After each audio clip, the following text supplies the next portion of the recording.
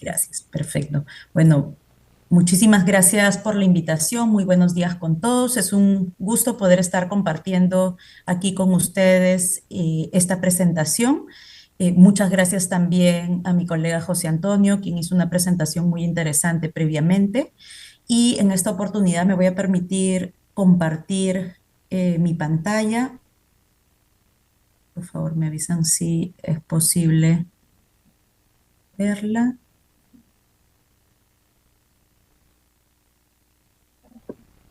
Ok. Sí te vemos, Zoila, sí te vemos.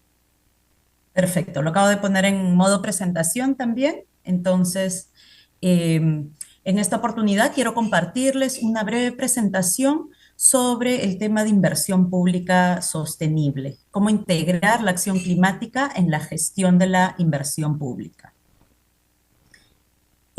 Para esto me gustaría comenzar comentándoles un tema clave, que es cuál es el índice de vulnerabilidad y que a pesar de la vulnerabilidad que tiene América Latina actualmente, como ustedes van a poder observar en esta parte del gráfico que les estoy compartiendo, no sé si se ve mi cursor, pero aquí les muestro en esta gráfica al lado izquierdo que lo que ustedes pueden ver es que si bien es cierto, América Latina se encuentra en un índice de vulnerabilidad a desastres naturales a nivel medio, cuando vemos más bien el índice de preparación que tienen los países de América Latina para enfrentar posibles desastres climáticos, vemos que este índice de preparación más bien se encuentra en un nivel todavía bajo.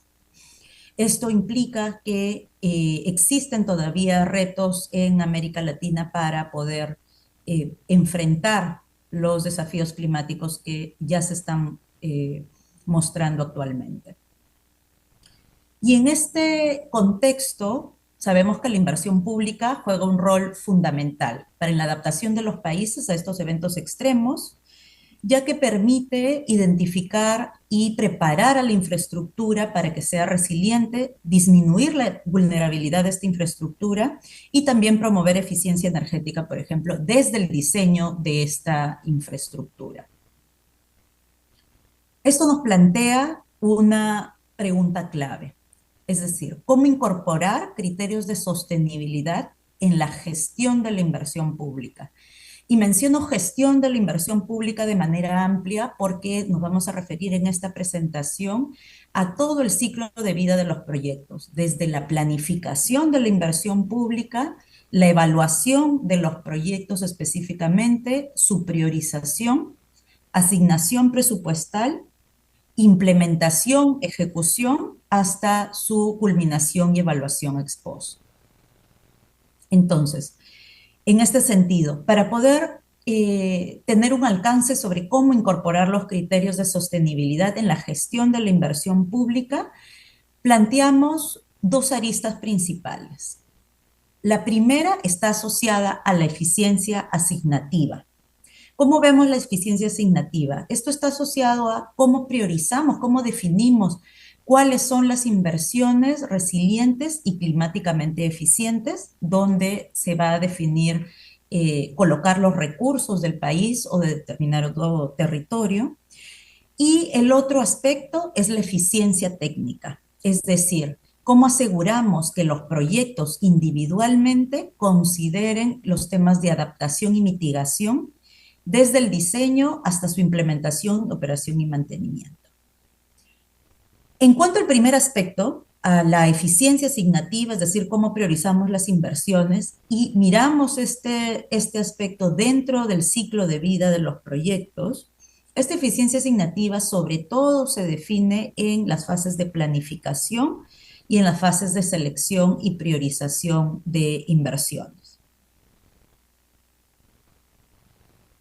Por otro lado, cuando hablamos de eficiencia técnica, es decir, cómo aseguramos que los proyectos consideren desde el diseño los temas de adaptación y mitigación a cambio climático, sobre todo vamos a ver este tema en las fases de la evaluación, la preparación de los proyectos, su evaluación ex ante, en la ejecución y en su evaluación ex post. Entonces, para iniciar, En cuanto a la eficiencia asignativa, vista específicamente en la parte de planificación, esta está muy asociada a que los países consideren esta planificación de inversiones alineados a los objetivos climáticos que tiene el país. Esta planificación de inversiones pueden ser los planes nacionales que involucran las inversiones que van a afectar todo el territorio del país, planes subnacionales o planes inclusive sectoriales.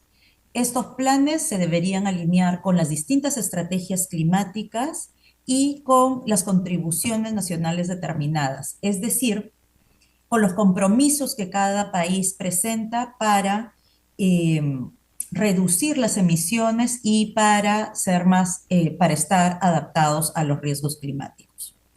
Aquí me gustaría también compartir con ustedes o destacar tres experiencias claves en América Latina, como por ejemplo, tenemos en el caso de Argentina, Argentina ya cuenta con un plan nacional de adaptación y mitigación al cambio climático y además tiene planes nacionales de acción aterrizados a nivel sectorial y que están alineados con estas contribuciones del país, contribuciones determinadas del país.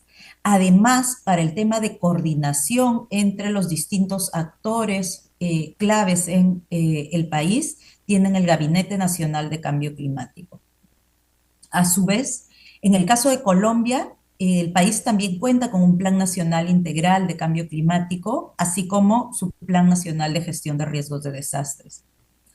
Y por otro lado, en Costa Rica ya cuenta como país con un Plan Nacional de Desarrollo e Inversión Pública y además con un Plan Nacional de Descarbonización que también está alineada a las NDCs. Entonces, básicamente en esta primera fase es como los países alinean sus planes nacionales de inversión pública a estas distintas planes y estrategias climáticas.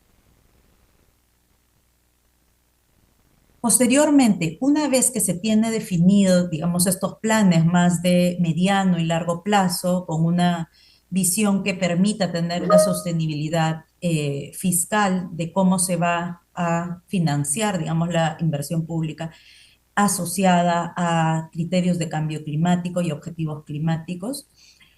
Posteriormente hay que definir cuál es la lista de inversiones que va a ser clave financiar en el país. Y lo que usualmente pasa en los países es que siempre la lista de necesidades, como por ejemplo en este caso la lista de inversiones que son necesarias para cerrar brechas, es mucho más amplia que los recursos disponibles en determinado periodo de tiempo. Por lo tanto, se tiene que hacer un ejercicio de priorización de cuáles van a ser las inversiones que van a ser financiadas con los recursos disponibles. Sin embargo, tradicionalmente en los países, la selección y priorización de inversiones ha seguido sobre todo eh, un análisis y criterios económicos. Es decir, si uno hace el análisis, por ejemplo, costo-beneficio de un proyecto de inversión, determina si efectivamente es un proyecto rentable y según eso se determina su priorización en la lista de inversiones. Sin embargo, los países en la práctica tienen distintos objetivos estratégicos que incluyen lo económico, pero que también pueden incluir temas sociales, institucionales y también de sostenibilidad ambiental o de adaptación y mitigación a los temas climáticos. En este tipo de casos, existen metodologías que permiten alinear la priorización de inversiones cuando existen distintos criterios que son importantes para un país o para un territorio. Una de las metodologías claves para poder definir cuál es la priorización de inversiones es la metodología multicriterio, que permite definir los objetivos estratégicos del país. Luego, definir cuáles son los criterios y subcriterios que están alineados a esos objetivos estratégicos.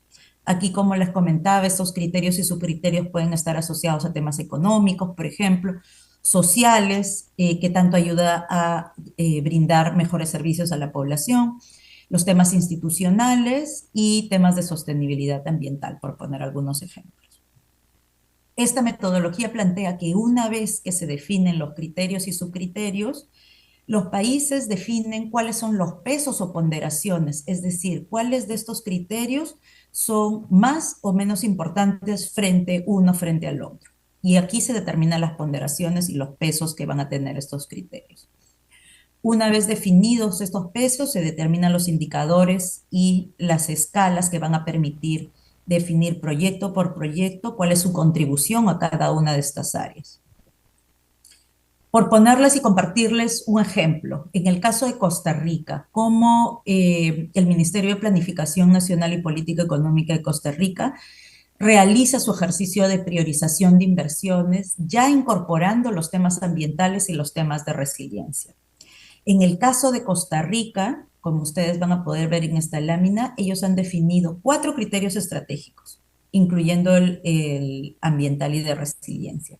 Y han definido los pesos que para Costa Rica van a incorporarse en cada uno de estos criterios estratégicos. Por ejemplo, en el caso de Costa Rica, para el criterio ambiental y de resiliencia se le ha asignado un peso de 40%, para el criterio estratégico social un peso de 20%, institucional de 10%, y para los criterios económicos y financieros un peso de 30%. Cada uno de estos criterios se divide en subcriterios, una mirada particular al criterio estratégico de ambiental y resiliencia. Han incluido como subcriterios el tema de la reducción de emisiones, el tema de riesgo climático, resiliencia y gestión de riesgo de desastres, y también el tema de eficiencia energética. Para cada uno de estos subcriterios se han definido indicadores que permiten medir de forma objetiva si los proyectos están contribuyendo o cuánto están contribuyendo a cada uno de estos criterios estratégicos. De esta forma, al aplicar estos criterios y subcriterios y con los pesos determinados por cada país o territorio que está aplicando esta metodología, se puede llegar a un listado priorizado de inversiones que van a ser financiadas según el espacio fiscal que tenga cada país. Comentarles que en cuanto a la priorización de inversiones, ya varios países han avanzado tanto dentro y fuera de la región de Latinoamérica, teniendo planes de infraestructura, además criterios de priorización explícitos. En algunos casos también tienen por escrito y también publicadas sus metodologías de priorización. Y vamos a ver que en algunos países claves como Australia, Reino Unido, Canadá, por ejemplo, fuera de la región, dentro de sus criterios de priorización ya predefinidos, están incorporando los criterios de cambio climático. Dentro de la región, Perú, Argentina, República Dominicana y Colombia también son países que explícitamente ya están considerando los temas de cambio climático en los ejercicios de priorización de inversiones. Eso en cuanto a la eficiencia asignativa. Ahora, para abordar los temas de eficiencia técnica, cuando ya estamos pensando en los proyectos directamente, ¿cómo aseguramos que desde el diseño se incorporen los temas de adaptación y mitigación? Aquí vamos a ver las fases de evaluación ex ante, la ejecución y la evaluación ex post. Específicamente para la evaluación ex ante, hay 2 aspectos que se deben incorporar en las metodologías de evaluación ex ante. Uno es la evaluación de adaptación al cambio climático. Aquí se realiza el análisis de vulnerabilidad, el análisis de riesgos y finalmente se definen las opciones de adaptación dentro de un proyecto. Y por otro lado, la evaluación de mitigación del cambio climático. Y esto pasa por evaluar la contribución del proyecto a los esfuerzos de descarbonización. Y existen distintas metodologías y herramientas para poder incorporar el análisis de mitigación en la evaluación ex ante, que pasan por la incorporación del precio social de carbono, el análisis y cuantificación de la huella de carbono, y algunos países también están utilizando tasas sociales de descuento de largo plazo para proyectos, sobre todo que tienen beneficios climáticos. Brevemente, mirando el primer aspecto de la evaluación ex ante en cuanto a la adaptación. Aquí pasa por un tema de análisis de vulnerabilidad y que combina 2 factores. la sensibilidad del proyecto específico ante las amenazas.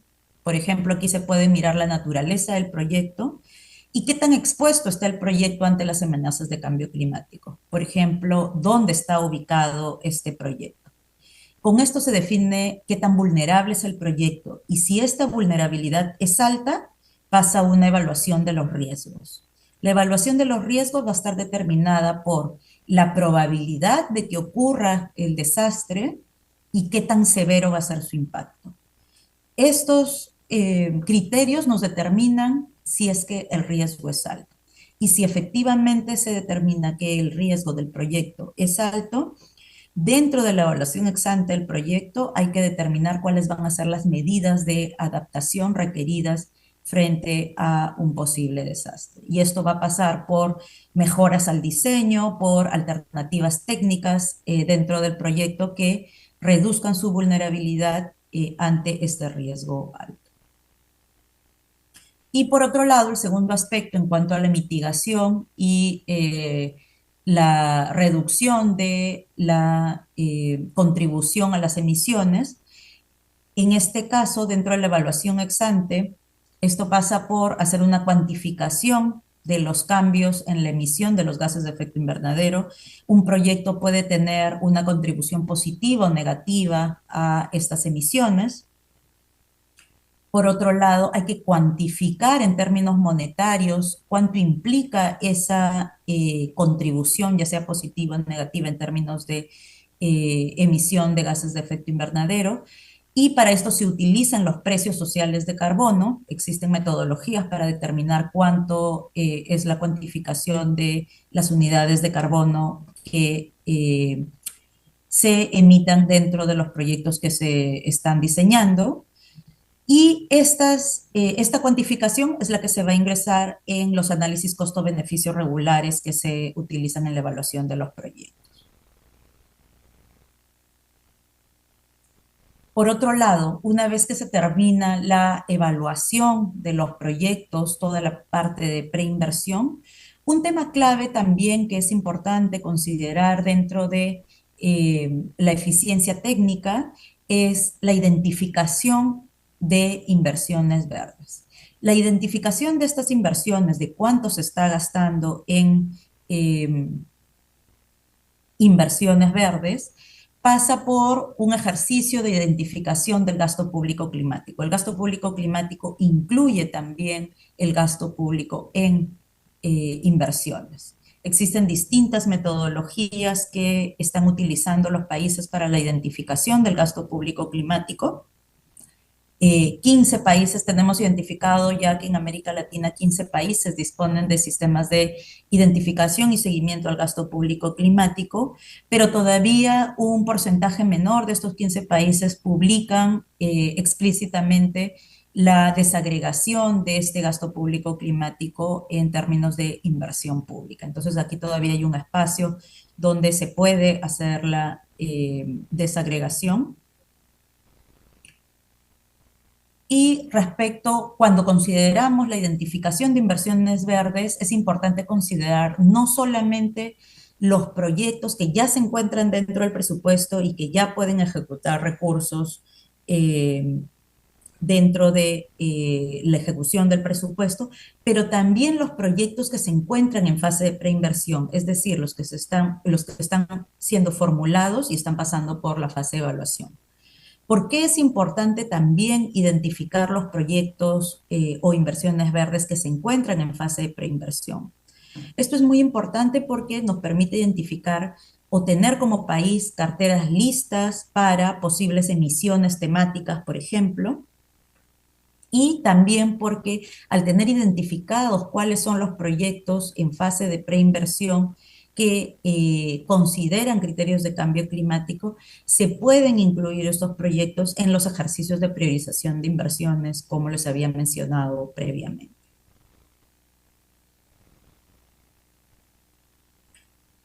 Las metodologías que se utilizan básicamente para la identificación de inversiones verdes pasan por adaptar los sistemas de clasificación presupuestaria, identificar primero si existen clasificadores funcionales que tengan que adaptarse o incluir nuevos clasificadores asociados a cambio climático. Posteriormente a eso se requiere hacer una matriz de relacionamiento que relaciona los clasificadores con objetivos climáticos, como por ejemplo pueden ser adaptación, mitigación u objetivos mixtos. Y una vez que se tienen esos dos pasos completados, implica un tercer paso que es adaptar los bancos de proyectos a través de los códigos únicos de inversión que relacionan los clasificadores con los códigos de proyecto. Como había mencionado previamente, esto nos ayuda a identificar no solamente en la fase de inversión o ejecución, identificar el gasto público climático y nos facilita la evaluación de cuáles son los objetivos que estamos cumpliendo con este gasto, sino también que en la fase de preinversión nos permite identificar carteras listas para posibles emisiones temáticas y nos facilita también los ejercicios de priorización. Entonces, aquí preparar los bancos de proyectos en los sistemas de inversión pública es un paso clave para poder incorporar los temas de cambio climático en las distintas fases del ciclo de vida de los proyectos. Finalmente, en cuanto a la evaluación ex post, es decir, una vez que están finalizados los proyectos y se quiere evaluar cuál ha sido su contribución a los distintos objetivos para los cuales se estableció dicho proyecto, hay algunas consideraciones claves que se han visto en los países que ya han ido avanzando en esta ruta. El primero es tener un programa sistemático de evaluación ex post, es decir, definir cuáles son los proyectos que van a pasar por evaluaciones ex post y tener el ejercicio necesariamente con todos los proyectos. Se puede definir una muestra representativa de proyectos que usualmente son proyectos que son en cuanto a costos bastante grandes o proyectos de alto riesgo también, que van a pasar por esta evaluación ex post. Y específicamente para los temas de adaptación, cuando se quiere evaluar cuáles han sido los resultados en términos de adaptación, es importante considerar periodos más largos de evaluación, por ejemplo, hasta 5 años después de que el proyecto ha culminado, para ver cuál ha sido, si se han cumplido los objetivos de adaptación y resiliencia que se habían planteado en la solución técnica de ese proyecto.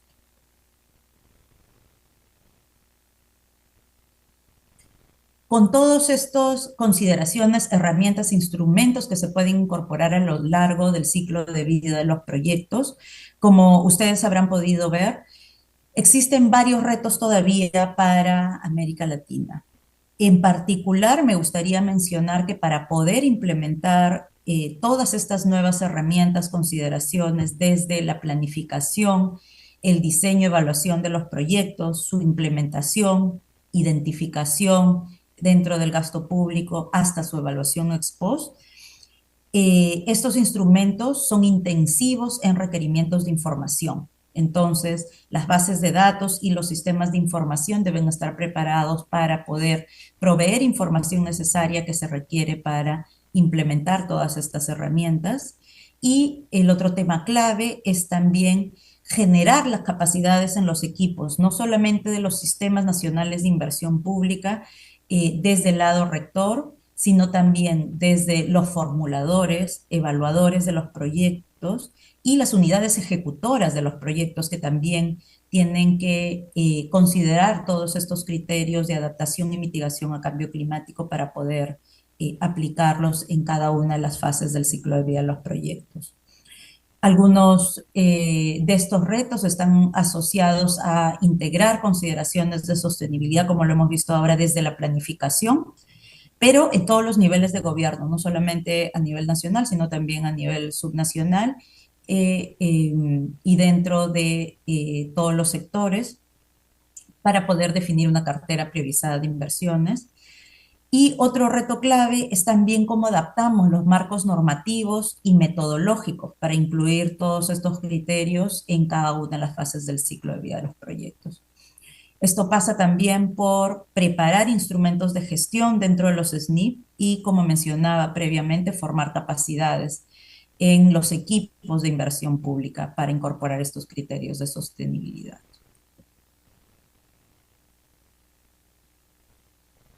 Me gustaría invitarlos también a visitar las publicaciones que han sido base también para incorporar algunos de estos temas dentro de esta presentación. Tenemos la publicación de Inversión Pública Resiliente y Descarbonizada, donde van a poder encontrar algunas prácticas claves de integración de la acción climática que hemos revisado en esta presentación con mucho más detalle. También contamos con una última publicación sobre incorporación de la acción climática en los sistemas de inversión pública de América Latina. Esto está basado en un diagnóstico que hemos hecho para 16 países de la región.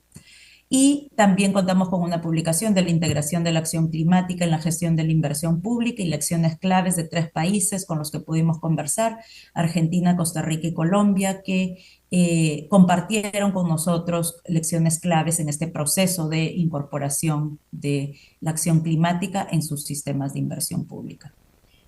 Con eso agradezco mucho el espacio que me han dado para poder hacerles esta presentación. Espero que haya sido de utilidad y quedo atenta a cualquier consulta que pudieran tener. Muchísimas gracias. Muchas gracias, maestra Yempen.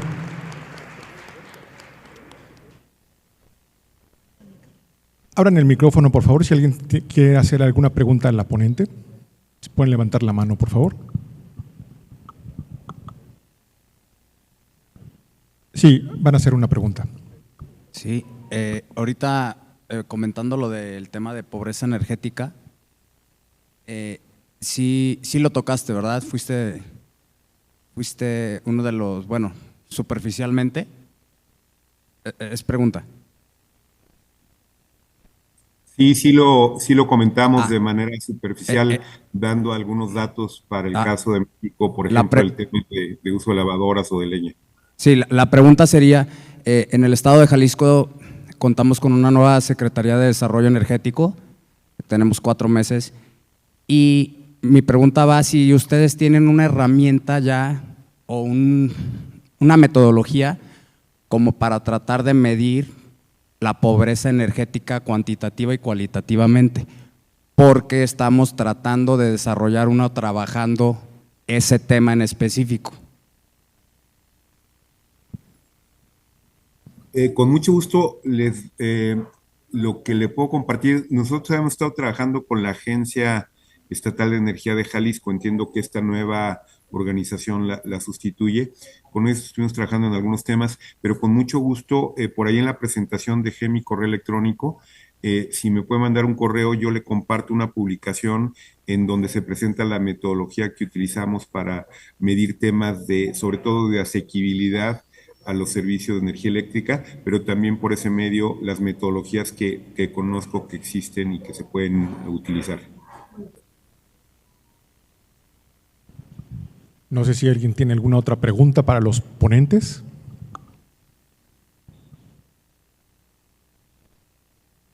Bueno, no siendo así, les agradecemos, maestro José Antonio Urteaga y maestra Zoila Yempen, por su participación en este foro y les agradecemos mucho esta intervención. Muchas gracias, excelente jornada. Sí, muchas gracias.